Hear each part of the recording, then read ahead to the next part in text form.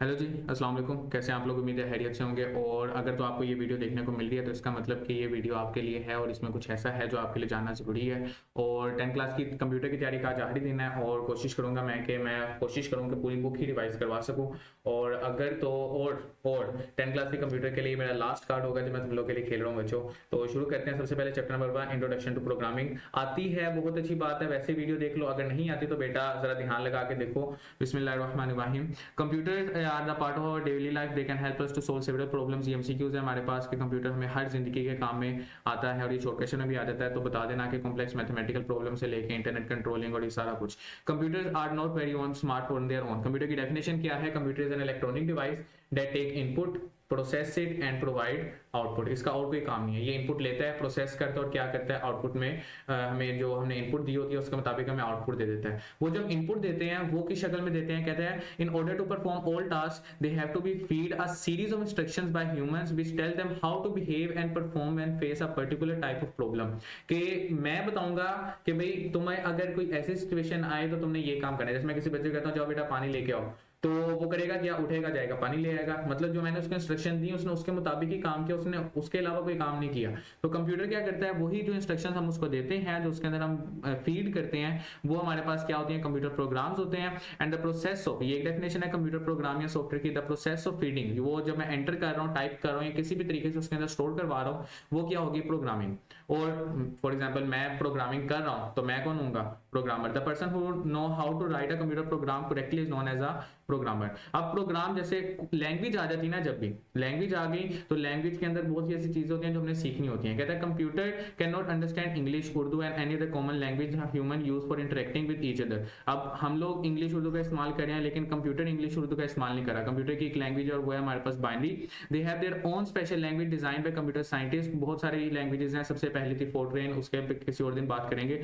Programmers write computer programs in the special language called programming language, Java, C, C plus plus, C sharp, Python.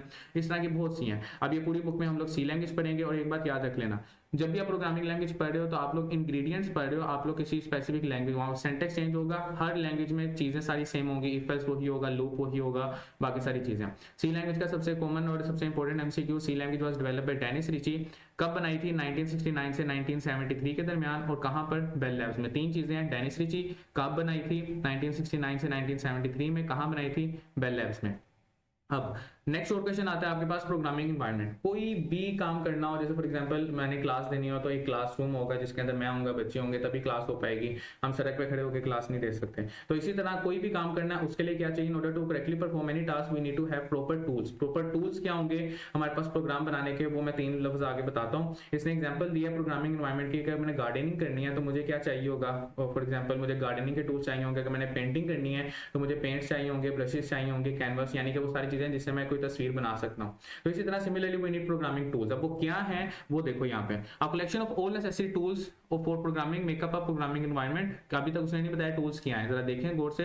It is essential to set up a programming environment before we start. It works as a basic platform us to write and execute. भाई उसने अभी दो लफ्ज इस्तेमाल किए कि भाई ऐसी जगह जहां पे हम प्रोग्राम लिख सकें और जहां पे हम प्रोग्राम को एग्जीक्यूट कर सकें। एग्जीक्यूट का मतलब होता है हमारे पास किसी चीज को अमली जामा पहनाना या उसको काम को करना।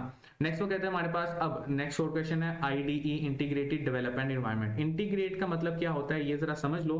अलग अलग जगह से जहाँ पे अलग अलग चीजें पड़ी हुई हैं उन सबको एक जगह लाके इकट्ठी कर देना। मैंने क्या किया? एक जगह पे चीजों को इंटीग्रेट कर दिया। तो मैंने लिखने वाला काम, मैंने एग्जीक्यूट करने वाला काम और तीसरा एक और काम है, वो मैंने तीनों को मिला के जब एक जगह रख दिया तो मेरे पास बन गया programming environment. A software that provide a programming environment to facilitate programmers for writing and execute. अभी दो ही लफ्ज ले रहा है, तीसरा बाद में रहेगा। Writing and executing computer program is called integrated development environment. अब आईडी क्या है? जैसे आप लोग अभी ये देख रहे हो यहाँ पे क्रॉस का बटन बना हुआ है, मुझे पता है इसको करूंगा तो क्लोज हो जाएगा। मुझे पता है ये मेन्यू है, ये है, ये एडिट है, ये बटन है, ये भी बटन है, मुझे देख के नजर आ रहा है, मुझे सोचने की जरूरत नहीं है। तो इसको कहते हैं ग्राफिकल यूजर इंटरफेस। यानी कि ये तस्वीर बना के उन्होंने बताया हुआ है कि भाई ये ग्राफिकल यूजर इंटरफेस के मुझे समझ नहीं आ रहा क्या है, लेकिन मुझे इतना पता है ये लिंक का बटन है, मुझे पता है ये प्रिंटर बना हुआ है तो ये प्रिंट का बटन है। तो ये चीज होती है graphical user interface. Means that user can interact with Windows buttons to provide input and get output. An IT consists of tools, ये IT की definition शुरू होगी, tools that help a programmer throughout the phase of writing executing and testing, 3 काम है जो ID provide करती है कि हम लिख सकते हैं प्रोग्राम, हम एग्जीक्यूट कर सकते हैं और अगर उसमें कोई गलतियां आ रही है तो हम उसको टेस्ट कर सकते हैं आप computer program. This is achieve by combining text editor. Writing किस में करेंगे, राइटिंग हम करेंगे हमारे पास टेक्स्ट एडिटर से, और एग्जीक्यूटिंग किससे करेंगे, हम लोग एग्जीक्यूटिंग करेंगे कंपाइलर से, और टेस्टिंग करेंगे किससे, डिबगर से। ये तीनों चीजें याद रखनी है, राइटिंग, टेक्स्ट एडिटर जो है हमारे पास 2 minute, writing, text editor, executing, compiler और टेस्टिंग, डिबगर। सिमिलरली एग्जांपल्स देख लो, Visual studio, Xcode, code block, Dev C plus plus, एक प्रैक्टिकल में आएगा तो इस तस्वीर को भी जरा डिस्कस कर लेंगे, अभी इसकी जरूरत नहीं है। नाम ये शॉर्ट क्वेश्चन में पूछता है वो कि भाई सिर्फ आईडी के नाम बता दो, तो ये 4 नाम याद रखना, visual studio, Xcode, code block आप लोग यहाँ पे इस्तेमाल कर रहे हो, Dev C plus plus university जाकर इस्तेमाल करोगे। टेक्स्ट एडिटर क्या है, 9th क्लास में भी पढ़ा था, एज अ सॉफ्टवेयर जो हमें प्रोग्रामर को कहता है कि आप लिख सकते हो और उसमें एडिट कर सकते हो कंप्यूटर प्रोग्राम, उसे हम कहते हैं टेक्स्ट एडिटर। ये टेक्स्ट एडिटर है, एक बेसिक प्रोग्राम जो है वो तुम लोगों ने हमेशा याद रखना है। अभी ही देख लो, मैं यहाँ पर नोटपैड में लिखता हूँ कि जब भी तुम लोगों के पास सवाल है राइट अ प्रोग्राम, तुम लोगों ने शुरू में include stdio.h hash include onio.h void main, ये पैरेंथेसिस और नीचे आके ये वाली ब्रैकेट्स और यहाँ पर आ गया गेट ch। ये ऊपर का सेक्शन और ये नीचे का सेक्शन, ये तुम लोगों ने हमेशा ही लिखना है जब भी तुम लोग, इसके अंदर सारा प्रोग्राम आएगा। जैसे फॉर एग्जांपल मैं नाम वाला प्रोग्राम अगर बना दूं, फॉर एग्जांपल मेरा नाम है अमीन और मैंने वो लिखा और ये खत्म। अब ये छोटा सा प्रोग्राम है, write a program to print your name, शुरू में हमेशा ये आएगा, एंड में हमेशा ये आएगा, और ये जहां पर हम लिखेंगे उस जगह को हम कहेंगे टेक्स्ट एडिटर। टेक्स्ट एडिटर में उसने कहा है कि काम क्या होता है। अब देखो, जब भी हमने प्रोग्राम बनाना है सबसे पहले हमने लिखना है, उसके बाद हमने उसको क्या करना है, सेव करना है। हम कंप्यूटर में कोई भी काम सेव किए बगैर नहीं कर सकते, उसकी कोई ना कोई फाइल बनती है, उसको सेव करते हैं, फिर कोई ना कोई काम होता है। अब जब भी हम सेव करेंगे कंप्यूटर प्रोग्राम को, तो हम लोग क्या करेंगे, उसके साथ एक एक्सटेंशन लिखेंगे जो कि एक्सटेंशन होगी .c, याद कर लो, 2 MCQs हैं। एक्सटेंशन सी लैंग्वेज के लिए .c होगी, C++ के लिए .cpp होगी।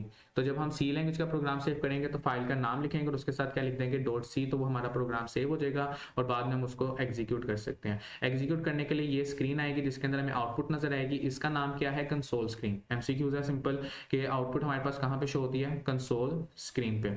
अब आते हैं अगली चीज, पहला था राइटिंग, तो वो राइटिंग करते हैं टेक्स्ट एडिटर में। दूसरा था एग्जीक्यूटिंग करते हैं हम लोग किसके अंदर, डिबग कंपाइलर में। कंपाइलर क्या है, देखो ये हमारे पाकिस्तान का वजीर आजम है और ये चाइना का वजीर आजम है। अब ये उर्दू में बोल रहे हैं, इंग्लिश में बोल रहे हैं, लेकिन इसको ना इंग्लिश समझ आएगी ना उर्दू समझ आएगी, तो इसको चाइनीज समझ आएगी। इनके दरमियान में एक बंदा होगा जो क्या करेगा, इनकी बात उर्दू में सुन के इनको समझा देगा और इनकी बात चाइनीज में सुन के इनको उर्दू या इंग्लिश में समझा देगा। तो वो जो काम होगा ना वो होगा ट्रांसलेटर का, और वो ट्रांसलेटर जो होगा वो होगा यहाँ पर compiler.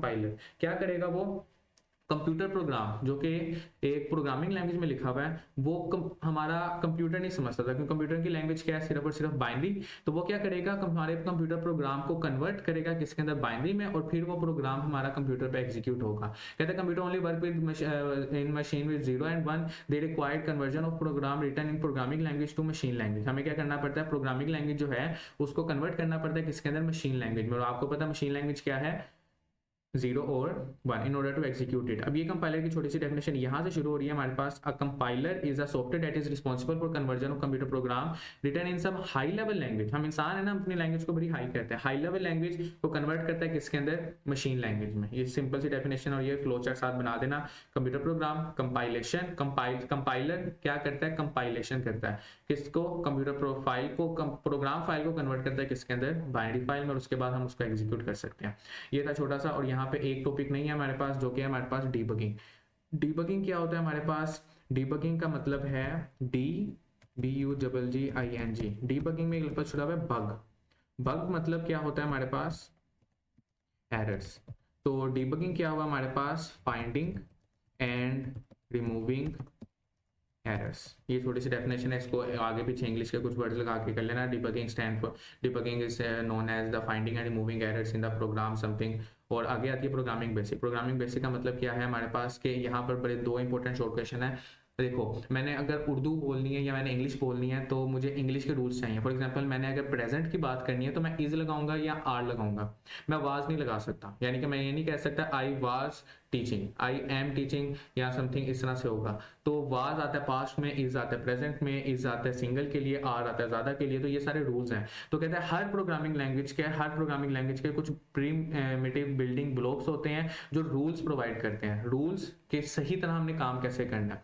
This set of rule is known as syntax of the language. ये सिंटैक्स की डेफिनेशन नहीं है, ये सिंपल सी बात की है। Syntax can be thought as a grammar of programming language while writing program. If proper syntax और rules for programming language are not followed, the program does not compile. In this case compiler generates an error, this error is called syntax error. कहता है भाई ये यहाँ से लेके यहाँ तक आगे हमारे पास सिंटैक्स की डेफिनेशन, और अगर हम सिंटैक्स को सही फॉलो नहीं करते तो एरर्स आएंगे हमारे पास, कौन से, सिंटैक्स एरर। एक और एमसीक्यूज याद कर लो, 3 किस्म के एरर्स होते हैं। There are 3 type of errors and first is syntax. There is no order but याद कर लो, पहला हो गया सिंटैक्स एरर, दूसरा हो गया लॉजिकल एरर, और तीसरा हो गया हमारे पास रन टाइम एरर। इनको ज़्यादा डिटेल में जाने की जरूरत नहीं, आपकी किताब में सिर्फ सिंटैक्स एरर की डेफिनेशन है कि जब सिंटैक्स यानी कि उसके रूल्स के खिलाफ जाएंगे तो जो एरर आएगा वो कौन सा होगा, सिंटैक्स एरर। ये बड़ा इंपॉर्टेंट शॉर्ट क्वेश्चन है। रिजर्व वर्ड्स, रिजर्व वर्ड देखो नाम से जाहिर है कि ऐसा वर्ड जिसका मतलब, यानी कि फॉर एग्जांपल इंग्लिश में अभी मैंने बात की इज की, तो इज मैं किसी और काम के लिए इस्तेमाल नहीं कर सकता या किसी का नाम नहीं रख सकता इज। तो इज क्या हो गया, रिजर्व वर्ड, यानी कि उसका काम पहले से बता दिया। इसी तरह programming language has a lot of words that are predefined. आपको प्री डिफाइन करके पूछ ले, आपको वो कीवर्ड्स का लफ्ज के डिफाइन कीवर्ड्स पूछ ले, आपको रिजर्व वर्ड्स पूछ ले, सारों का मतलब यही है कि जो आपने रिजर्व वर्ड की डेफिनेशन बतानी है। Each word has a specific meaning known to the compiler. Compiler को पहले से पता होता है। और अच्छी बात ये है बहुत सारे नहीं है, 32 है सिर्फ, और तुम लोगों ने 32 को एक बार देख लेना है, तकरीबन 15 से 20 तुम लोग को याद हो जाएंगे, क्योंकि आगे जो हम पढ़ेंगे वो सारे लफ्ज ऐसे ही हैं कुछ। और if the programmer gives the definition to its own, it causes a syntax error. ये बड़ी इंपॉर्टेंट लाइन है कि ये सिंटैक्स एरर कैसे हम जनरेट कर सकते हैं कि अगर हम रिजर्व वर्ड को ही कोई काम दे दें, उसको दोबारा डिफाइन कर दें तो सिंटैक्स एरर आ सकता है। Auto, double, break, else, int, structure, long, switch, case, enum, register, type define, char, extreme, return, union, constant, const, float, short, unsigned, continue, for, signed, void, default, go to, size of, volatile, do, if, static, while। ये सारे नाम एक दफा पढ़ लेना ताकि MCQ में वो पूछे कि भाई बता। और एक छोटा सी ट्रिक, रिजर्व वर्ड हमेशा स्मॉल लेटर्स में आता है, वो कभी भी कैपिटल में नहीं होता। तो अगर आपको एमसीक्यूज आता है कि बताओ ये रिजर्व वर्ड है कि नहीं, ऑप्शंस में या स्टेटमेंट में आपको अगर ऑटो के साथ ए कैपिटल लिखा नजर आ गया, एल्स में ई बड़ा लिखा नजर आ गया, इंट में आई बड़ा लिखा नजर आ गया, तो इसका मतलब आंखें बंद करके लगा दो कि रिजर्व वर्ड नहीं है, क्योंकि रिजर्व वर्ड हमेशा क्या होता है, स्मॉल केसेस में होता है। नेक्स्ट आता है हमारे पास, इसमें आप देख लेना, ये वो की एक्टिविटी है, लॉन्ग क्वेश्चन है हमारे पास, स्ट्रक्चर ऑफ सी प्रोग्राम, कि भाई प्रोग्राम का स्ट्रक्चर क्या है। मैंने भी आप लोगों को बताया कि आपके प्रोग्राम का बेसिक स्ट्रक्चर ये होना चाहिए। अब इसके अंदर जो ये 2 लाइनें हैं, ये पहला स्ट्रक्चर है, पहला हिस्सा है स्ट्रक्चर का, ये जो लाइन है ये दूसरा हिस्सा है, और ये जो लाइन है ये तीसरा हिस्सा है। ये जो पहला दूसरा जिसमें इंक्लूड वाला सेक्शन आता है इसे कहते हैं लिंक सेक्शन, और जो उसके बाद ये वाला सेक्शन आता है इसे कहते हैं मेन फंक्शन। फंक्शन की एक बात याद रखना हमेशा, जब भी किसी नाम के आगे इस तरह की 2 ब्रैकेट्स लगी हो तो आप लोग उसको कह सकते हो ये क्या है, मेन फंक्शन। और प्रोग्राम हमारे पास, कोई भी प्रोग्राम है तकरीबन वो स्टार्ट कहाँ से होता है, प्रोग्राम हमेशा स्टार्ट होता है हमारे पास मेन फंक्शन से। कहाँ से, मेन फंक्शन से, कि प्रोग्राम की एग्जीक्यूशन से शुरू होते हैं। ये भी एमसीक्यूज आता है। और ये जो तीसरी चीज है जो इस ब्रैकेट से शुरू होकर इस ब्रैकेट तक खत्म हो रही है, इसे कहते हैं हमारे पास body of main function.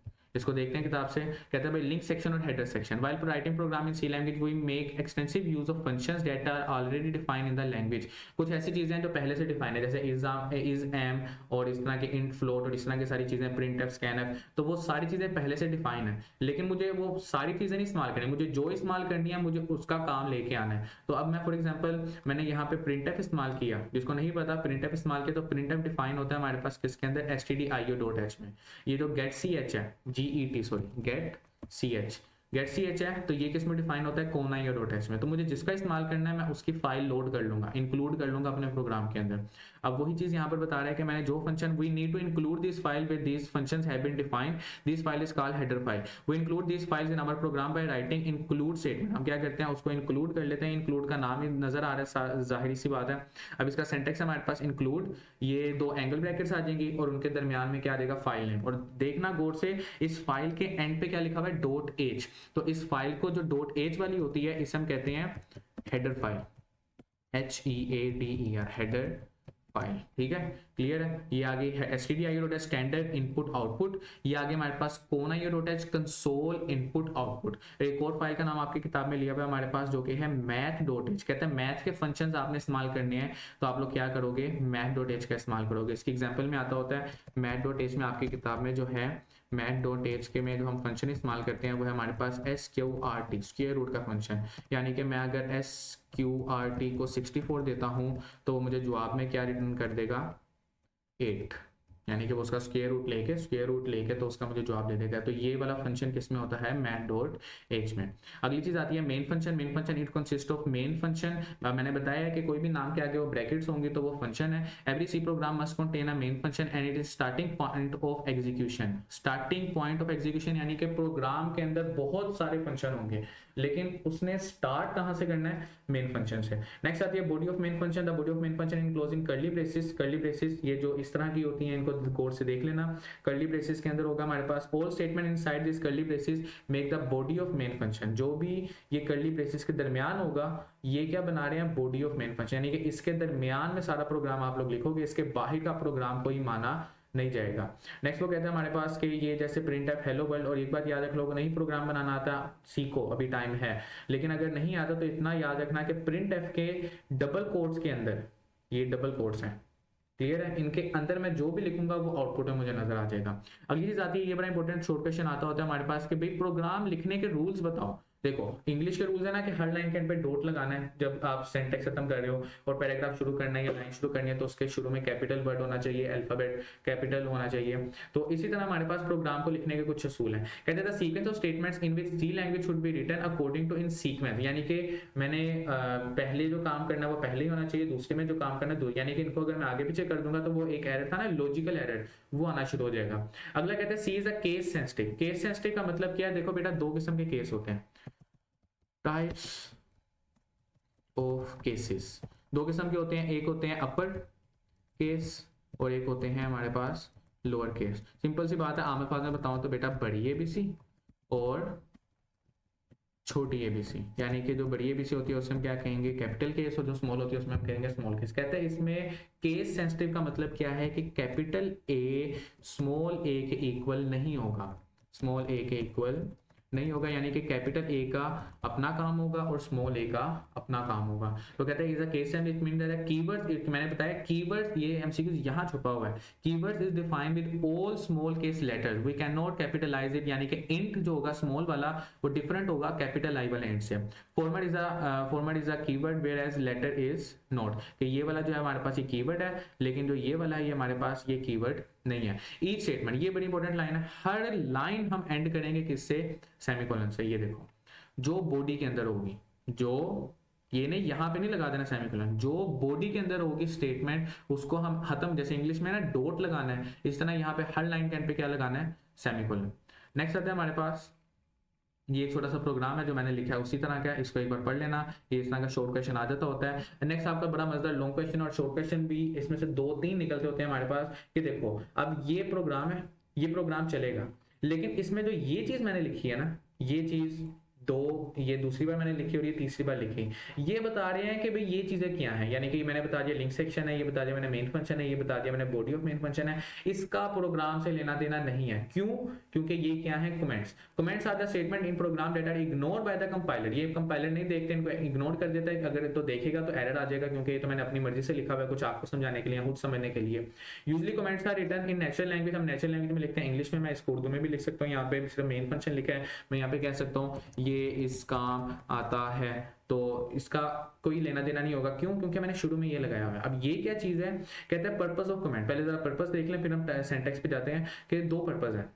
They facilitate other programmers to understand our code. देखो भाई मैं अपना प्रोग्राम लिख रहा हूँ 10,000 लाइनों का, तो मैं किसी को दे रहा हूँ कि भाई ये देखो मेरा कोड सही है कि नहीं, तो वो 10,000 लाइनें पढ़ेगा उसको नहीं, वो देखेगा कि इसने लॉजिक क्या बनाई हुई है। लॉजिक अगर मैंने एक्सप्लेन कर दिया तो उसको और समझना क्या होगा, आसान होगा। यानी कि आप किसी रास्ते पे जा रहे हो, वहां पे लिखा हुआ है कि लाहौर आगे 30 किलोमीटर बाद आएगा, तो आपको जरा तसल्ली होगी, अच्छा भाई, नहीं तो आप जाते जा रहे हो, आपको पता ही नहीं है कि भाई आगे क्या आना है, तो जरा कंफ्यूज हो गए और जरा टाइम ज्यादा लगेगा। तो अगर आपको रास्ते में डायरेक्शन मिलती रहेगी कि अच्छा यहाँ पर ये हो रहा है, यहाँ पर ये हो रहा है, और प्रोग्राम में वो डायरेक्शन देने के लिए हम क्या इस्तेमाल करते हैं, comments. They help us to understand our own code after writing years. अभी तो ये बात तुम लोग नहीं समझोगे, लेकिन जब थोड़ी देर बाद कुछ बहुत ज्यादा प्रैक्टिकल काम करोगे, सॉफ्टवेयर इंजीनियर बनोगे इंशाल्लाह, तो देखना कि अपना कोड ही तुम लोग थोड़ी देर से बाद देख लोगे, 1 साल बाद या 6 माह बाद या 2 साल बाद, तो तुम लोग कहोगे यार ये मैंने क्या किया था, उसको देखने में आधा घंटा लगा दोगे। लेकिन अगर तुमने वहां पे कमेंट लगाया होगा ना, तुम लोग वही आधे घंटे वाला काम 5 मिनट में समझ जाओगे। तो ये तो पर्पस है, शॉर्ट क्वेश्चन है, याद कर लेना। We do not want this statement to be execute so it may cause syntax error. तो ये सिंटैक्स एरर आ जाता है अगर ये एग्जीक्यूट हो, लेकिन वो एग्जीक्यूट नहीं होते हैं। क्यों? क्योंकि हम इसको लिखते हैं इस तरह से।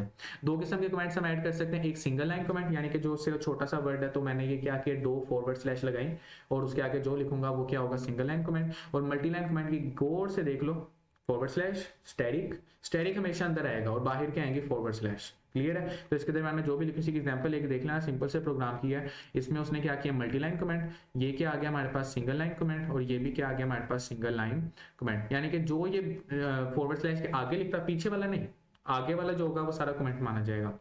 ये वाला कमेंट नहीं है, दूसरा वाला भी कमेंट नहीं है, तीसरा वाला भी कमेंट नहीं है, चौथा वाला कमेंट है कौन सा, मल्टी लाइन, और ये भी कमेंट नहीं है, और ये वाला कमेंट है कौन सा, सिंगल लाइन कमेंट। नेक्स्ट आपका आता है कांस्टेंट और वेरिएबल। देखो बेटा, हम लोग कोई भी काम करते हैं, फॉर एग्जांपल अगर मैं तुम लोगों से कहता हूँ कि हमने बिरयानी बनानी है, और बिरयानी बनाने के लिए क्या चाहिए, चावल चाहिए, मतलब चावल चाहिए, गोश्त चाहिए, मसाले चाहिए। तो ये जो चावल, मसाले और ये चीजें हैं, ये क्या है, कॉन्स्टेंट्स हैं। इसी तरह हमने कोई भी काम करना है कंप्यूटर के अंदर, उसके हमें वेरिएबल चाहिए, डाटा चाहिए, और वो डाटा क्या होगा, उसको जरा पढ़ते हैं। कहते हैं each language has a basic set of alphabets, कि हर लैंग्वेज, जैसे उर्दू है, मैं उर्दू बोल रहा हूँ तो अलिफ रे दाल वाव, ये अलिफ रे दाल वाव क्या है, उर्दू के अल्फाबेट्स हैं। अगर मैं इंग्लिश बोल रहा हूँ तो ये ENG अमीन, मैं अपना नाम बोल रहा हूँ, इंग्लिश में बोल रहा हूँ तो AMIN, तो इसका मतलब क्या है, ये अल्फाबेट्स हैं।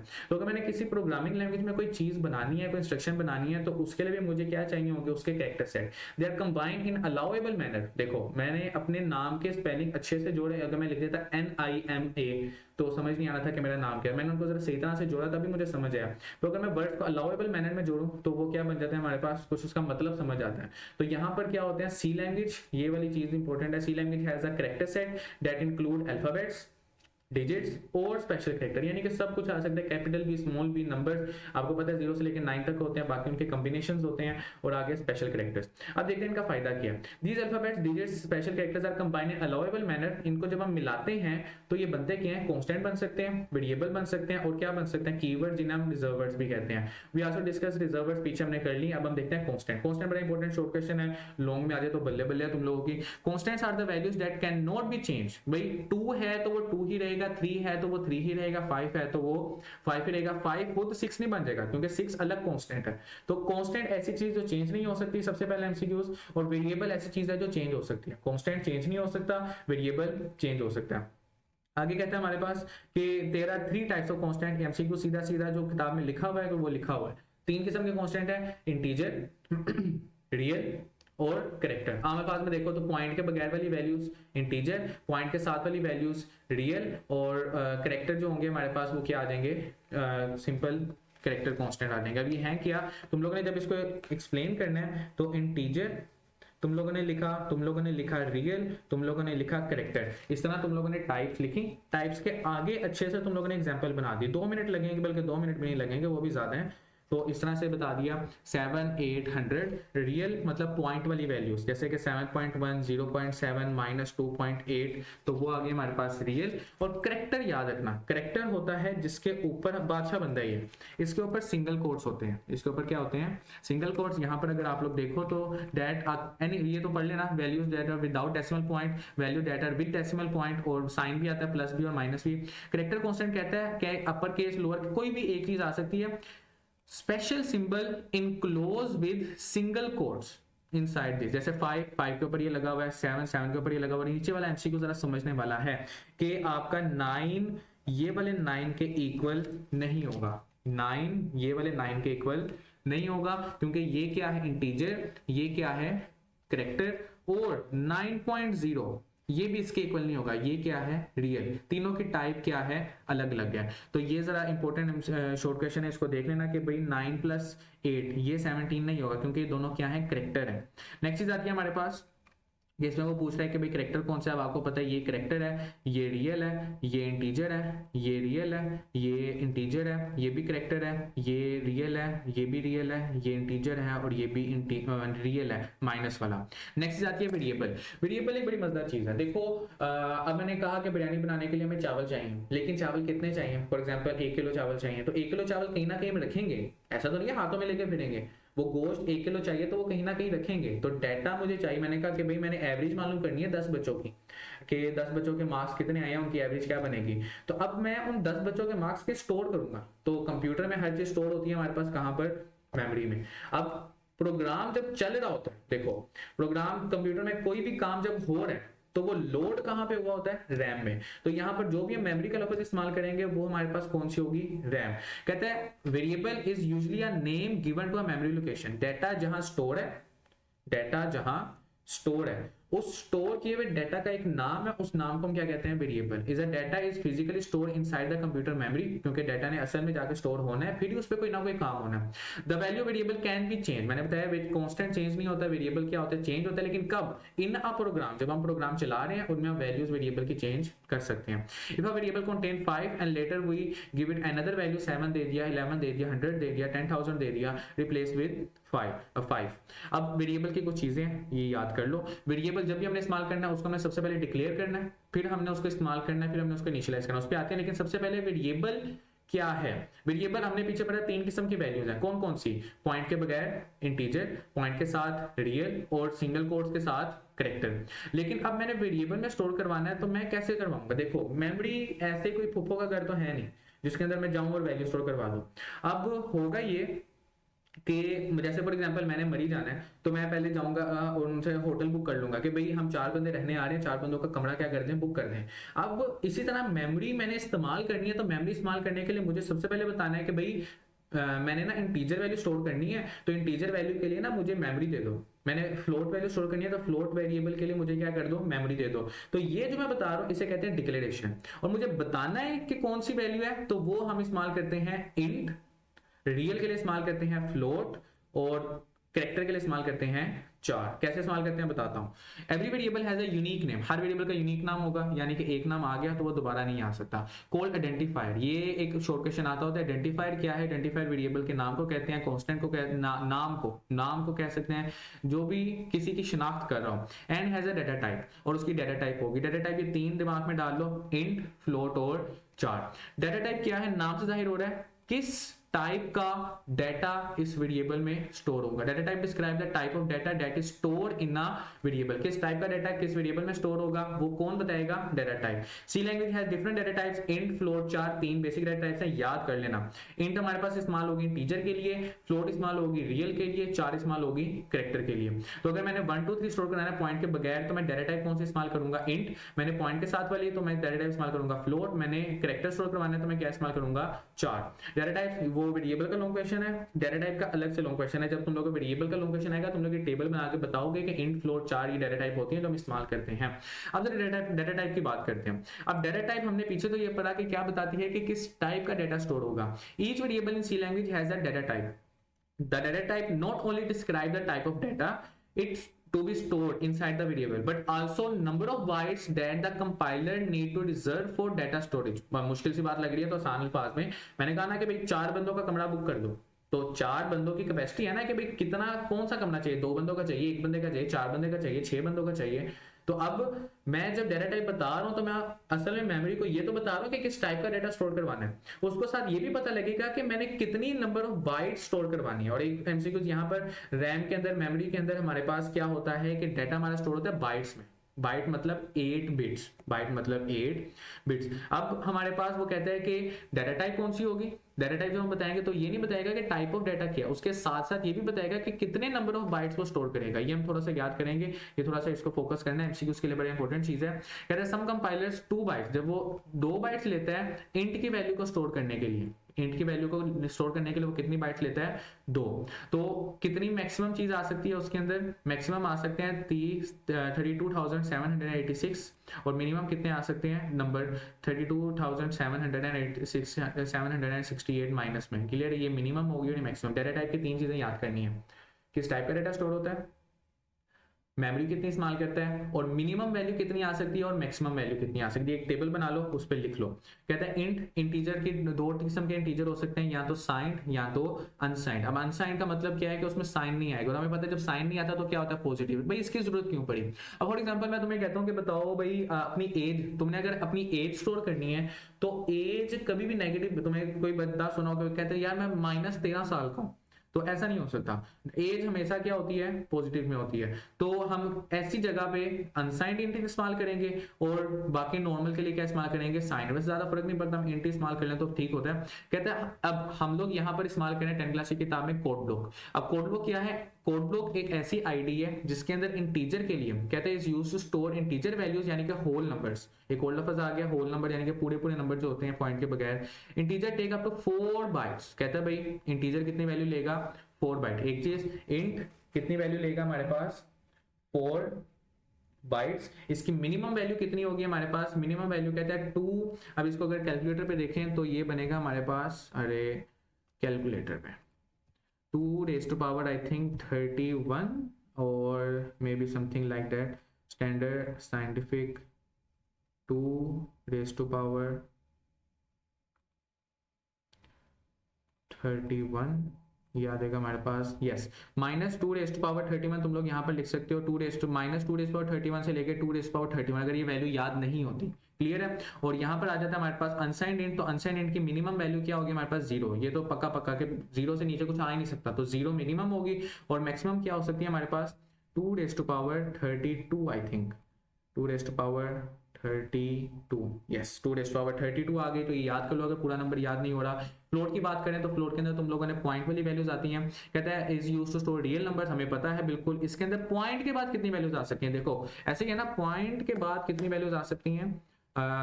यहाँ पर अगर मैं देखूं तो पॉइंट में रियल वैल्यूज होती क्या है, यानी कि वो हो सकती है 0.3, वो हो सकती है 3.786 समथिंग। तो अब मैंने फ्लोट में स्टोर करवानी है, वो कहते हैं भाई फ्लोट में तुम जो मर्जी स्टोर करवाओ, यानी कि उसमें शुरू में कुछ भी आ सकता है, लेकिन पॉइंट के बाद कितनी आएंगे, सिर्फ और सिर्फ 6 वैल्यूज। कितनी वैल्यूज आएंगी, 6 से ज्यादा नहीं आ सकती। तो वो कितनी स्टोर करता है हमारे पास, minimum 3.4 into 10 raise to power -38 से लेके 3.4 इंटू 10 रेज़ टू पावर +38। ये 10 रेज़ टू पावर 38 वाली वैल्यू याद रखना, 3 रेज़ टू पावर -38 से लेके +38। आपको पता है साइंटिफिक नोटेशन में कैसे लिखा हुआ है। और करेक्टर हमें पता है, मैंने अगर फॉर एग्जांपल अपना नाम स्टोर करना है, तो अब मेरा नाम स्टोर करने के लिए उसको क्या चाहिए, फॉर एग्जांपल मैंने यहाँ पे अमीन स्टोर किया है, तो मुझे पता है एक करेक्टर स्टोर होने के लिए कितनी मेमोरी लेता है, 1 बाइट। CHARACT या character is equal to 1 byte. तो हमारे पास मेरा नाम में 4 है, तो वो मेरे नाम को स्टोर करने के लिए कितनी लेगा, 4 बाइट्स। तो ये भी हमसे कुछ घुमा के आ सकता है। देखो अब अगली चीज आती है, ये शॉर्टकट में बड़ा मजेदार है। हम मुसलमान हैं, तो हम लोगों के घर अगर कहीं बेबी हो तो हम लोगों ने उसका नाम रखना होता है। तो और हम लोग मुसलमान है तो हमारे रूल है कि ऐसा नहीं है, चाइना में क्या होता है, कोई बच्चा आता है तो वो प्याली कराते हैं, चिंग के बाद चिंग नाम रख दिया उसका, तो ऐसा नहीं है। देखो हमने किसी का भी कोई नाम रखना है तो उसके रूल्स हैं। अब वेरिएबल का नाम रखना है तो वेरिएबल के नाम के ना 3 रूल उसने बताए।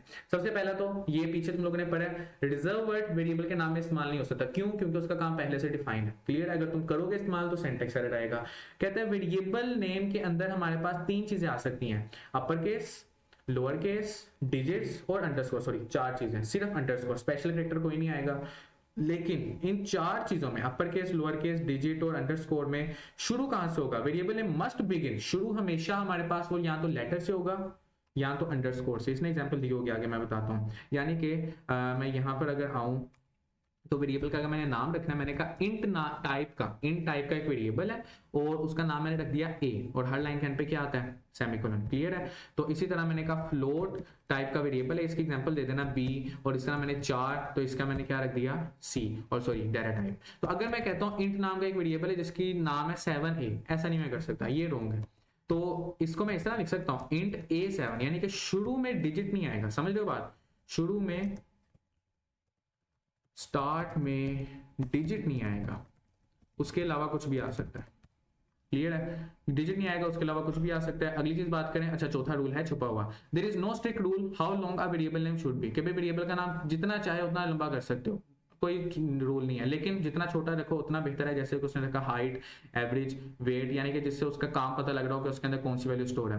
Good programming practice suggest how would suggest given the name that describe the purpose. ये शॉर्ट क्वेश्चन है कि भाई अच्छी प्रैक्टिस क्या है कि वेरिएबल का नाम ऐसा रखा जाए जो उसका नाम बताए। जैसे सैलरी, हमें पता लग रहा है कि इसके अंदर किसी ना किसी की इनकम स्टोर हुई होगी।